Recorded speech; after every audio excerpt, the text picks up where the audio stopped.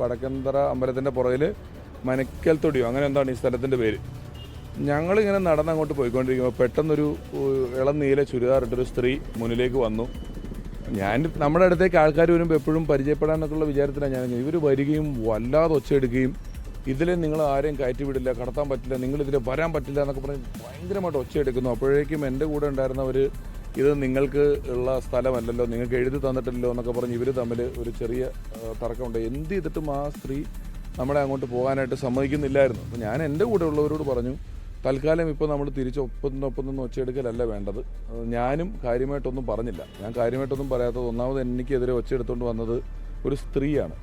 ഞാനെന്തെങ്കിലും എൻ്റെ വായിൽ നിന്ന് എന്തെങ്കിലും പറഞ്ഞിട്ട് പിന്നെ സ്ത്രീ വിരുദ്ധതയായി എന്നെ വല്ല ഭേദ്യം ചെയ്യാൻ വന്ന് ഞാൻ വല്ല തൊട്ട് കഴിഞ്ഞാൽ പിന്നെ സ്ത്രീയുടെ ശരീരത്തിൽ തൊട്ടുവെന്നായി. ഇതൊക്കെ ഉള്ളതുകൊണ്ട് ഞാൻ കൈ പുറകെ കെട്ടി ആദ്യം നിന്നു.